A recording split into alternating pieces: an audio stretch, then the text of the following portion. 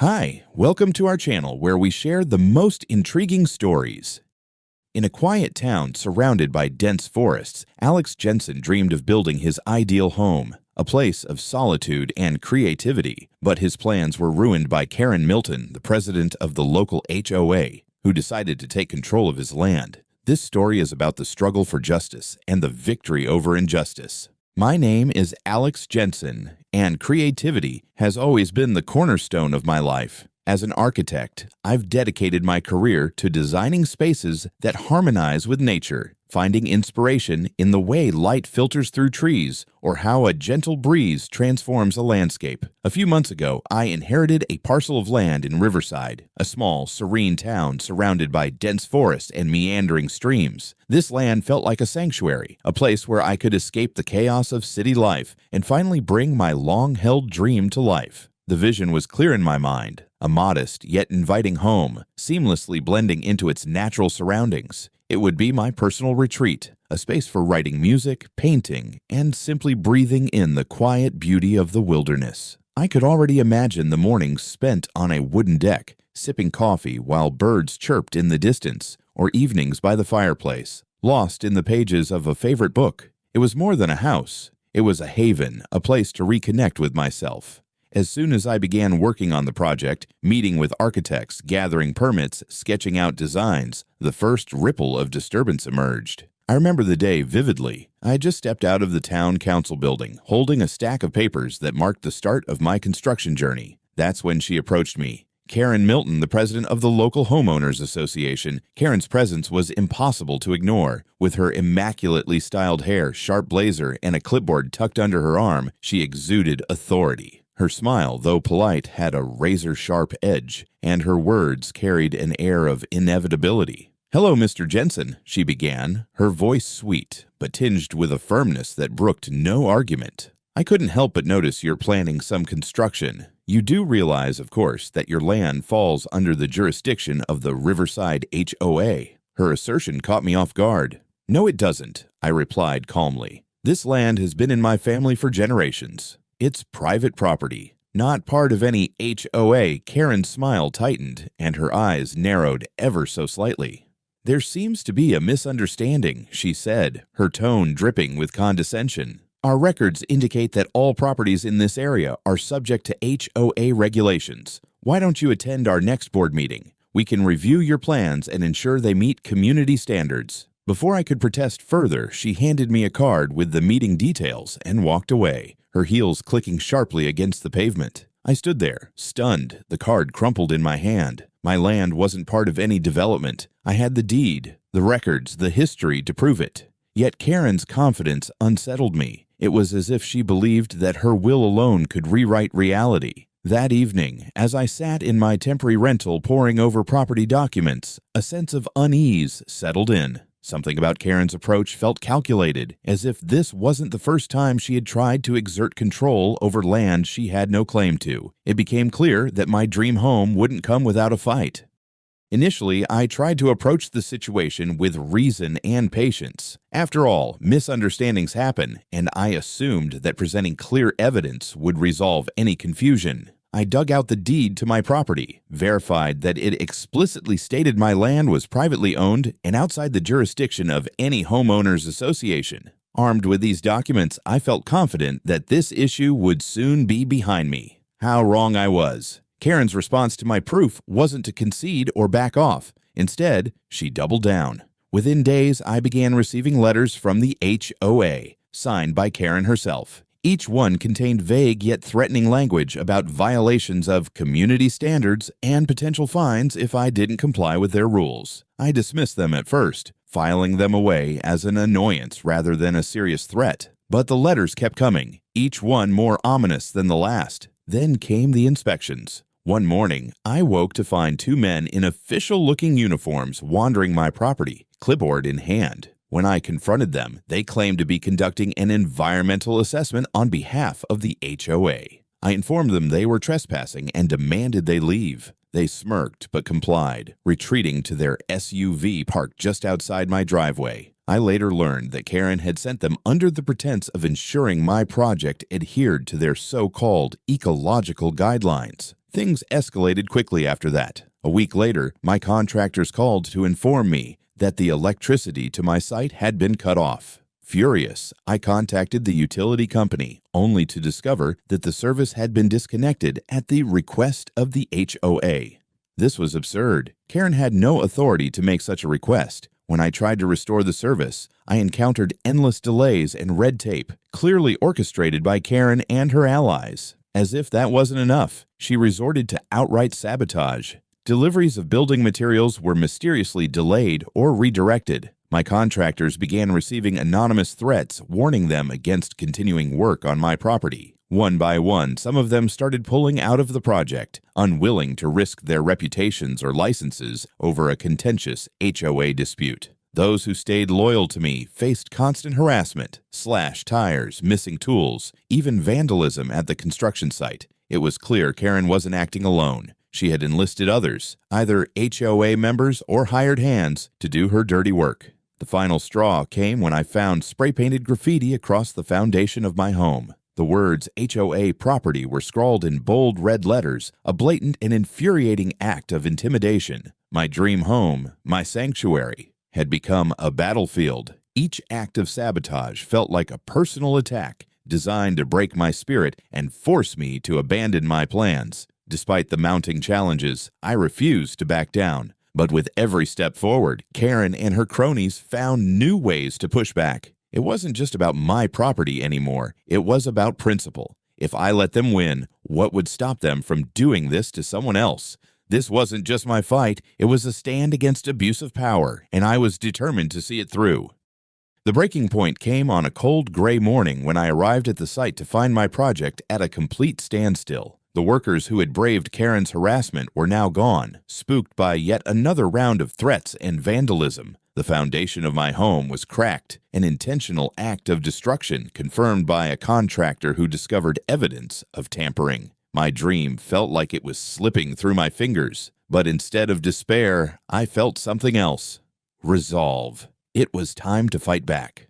My first step was to hire a lawyer, someone with experience dealing with overreaching HOAs. Together, we began documenting every incident, from the graffiti on the foundation to the fraudulent disconnection of my electricity. I collected testimonies from contractors who had been threatened and neighbors who had witnessed suspicious activity. My lawyer assured me that we had a strong case, but I knew legal action alone wouldn't be enough. Karen and her network had operated unchecked for too long, and it was time to shine a spotlight on their corruption. I reached out to local journalists, sharing the details of my ordeal. The story caught fire, resonating with other homeowners who had faced similar abuses of power. Within days, Karen's name became synonymous with HOA tyranny. Residents began coming forward with their own tales of harassment, unfair fines, and questionable financial practices within the association. Karen, who once seemed untouchable, now faced scrutiny from all sides. But I didn't stop there. I hired a private investigator to dig deeper into Karen's dealings. What we uncovered was shocking. Misuse of HOA funds for personal expenses, fabricated documents to justify her authority over properties like mine, and a network of enforcers she paid under the table to carry out acts of intimidation.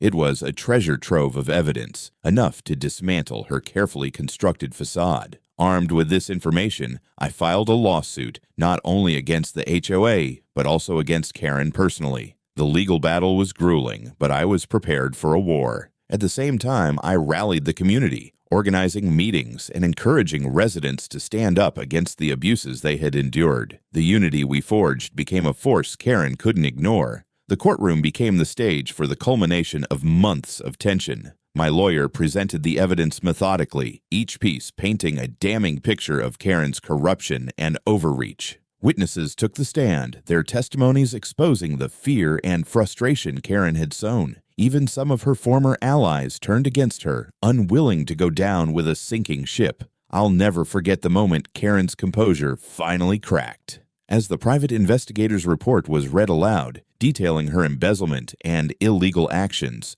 her confident facade crumbled. She stammered, tried to deny the claims, but the evidence was irrefutable. The judge's ruling was swift and decisive. Karen was removed from her position, fined heavily, and ordered to pay restitution for the damages she had caused. When I walked out of that courtroom, I felt a weight lift from my shoulders. Justice had been served, but this wasn't just a personal victory. It was a turning point for the community. The residents of Riverside had seen the power of standing together, and the days of unchecked HOA dominance were over. But my battle wasn't just about tearing down Karen's reign. It was about reclaiming my dream, proving that no one, not even someone as manipulative as Karen, could take it from me. As I stood on the edge of my property that evening, watching the sunset paint the sky, I knew this was far from the end. This was the beginning of something greater. The courtroom victory marked a turning point, but the aftermath was just as significant. With Karen removed from her position and facing hefty fines, the HOA's grip on Riverside began to loosen. The judge's ruling not only dismantled Karen's influence, but also set a precedent that unchecked power within the HOA would no longer be tolerated. For the first time in years, residents felt a sense of relief and hope. Reforming the HOA became the next step.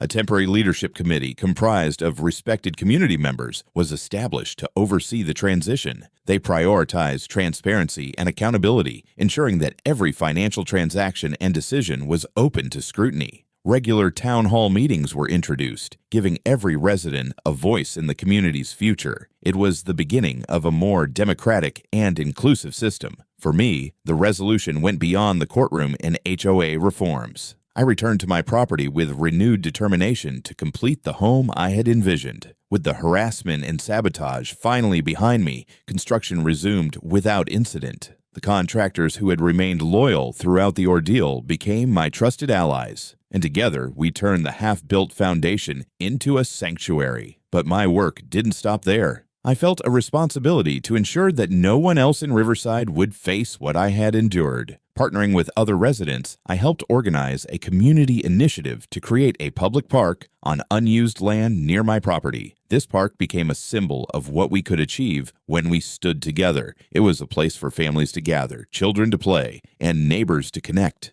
A stark contrast to the divisive tactics Karen had employed. As for Karen, her fall from power was swift and decisive. Stripped of her position and ostracized by the community, she left Riverside shortly after the trial. Rumors surfaced that she had relocated to another town, but no one seemed particularly interested in following her story. Her departure was met with a collective sigh of relief. Standing on the deck of my finished home, I looked out at the park we had built and the community that had rallied together. The battle against Karen and the HOA had been grueling, but it had also brought people closer, forging bonds that would last for years. My dream had been tested, but in the end, it had prevailed. And with it, so had the spirit of Riverside.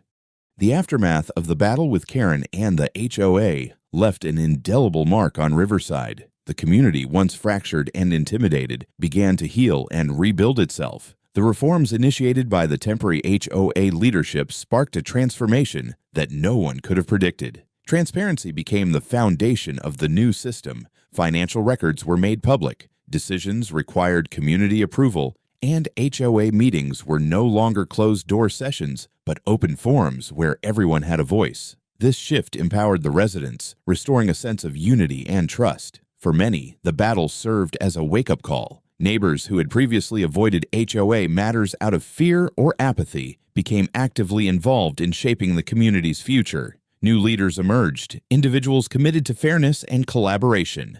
The once dreaded HOA began to evolve into a body that genuinely worked for the benefit of the residents rather than serving as a tool for personal gain. My role in this transformation extended beyond winning my case. I had become a symbol of resistance against abuse of power, and with that came a responsibility to ensure lasting change. Alongside other residents, I spearheaded initiatives to create communal spaces that celebrated the spirit of Riverside. The park we built near my home became a centerpiece of this effort, featuring walking trails, a playground, and a community garden.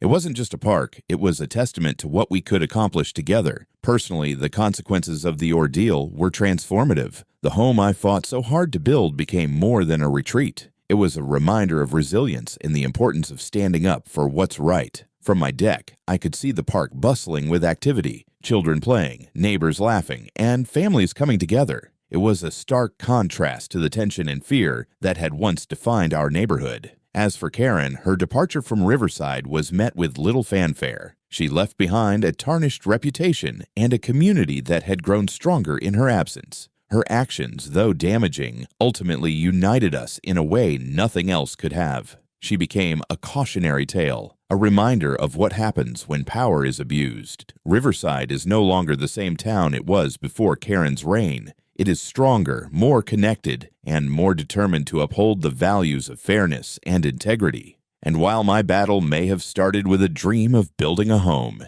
it ended with the realization that the greatest victories are those we achieve together.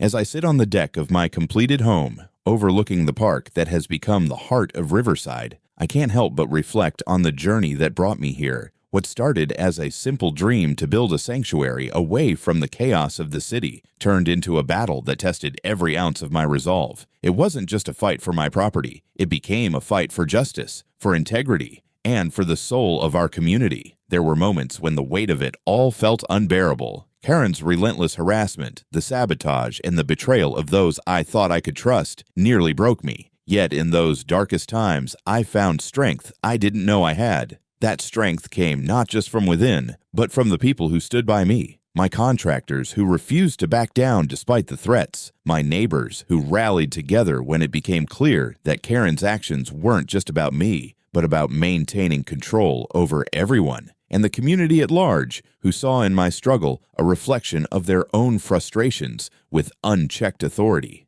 The house I built is more than just a structure. It's a symbol of perseverance and a reminder of what can be achieved when we refuse to give in to fear or intimidation. Every plank of wood, every beam of light that streams through its windows tells a story of resilience. This house stands not only as a personal triumph, but as a testament to the power of standing up for what's right. But the real victory lies beyond my property line. The park that we built together is a place where life thrives. Children play on the swings, their laughter echoing through the trees. Neighbors gather for picnics and community events, strengthening the bonds that were once strained under the weight of HOA overreach. This park is more than just a public space. It's a living monument to what we can accomplish when we come together. It's a reminder that unity, even in the face of adversity, is the foundation of any strong community. Karen's departure from Riverside marked the end of an era, but her actions left an indelible mark. While her abuse of power caused significant damage, it also brought us together in a way nothing else could have. Her downfall served as a wake-up call, not just for our HOA, but for communities everywhere. It reminded us of the importance of vigilance, of holding those in power accountable, and of never letting fear dictate our actions. For me, this experience has been transformative. I've learned the value of persistence and the importance of standing up not only for myself, but for others who may not have the ability to do so. I've also learned the power of community, how neighbors can become allies, and allies can become friends when united by a common cause. Riverside is no longer just a town to me. It's a part of who I am, a place that has shaped me as much as I've helped shape it. Looking forward, I'm committed to ensuring that the lessons we've learned are not forgotten. I've joined the reformed HOA, not out of obligation, but out of a desire to protect the progress we've made. Together with other members, I'm working to ensure that our community remains a place of fairness and respect, where no one has to endure what I did.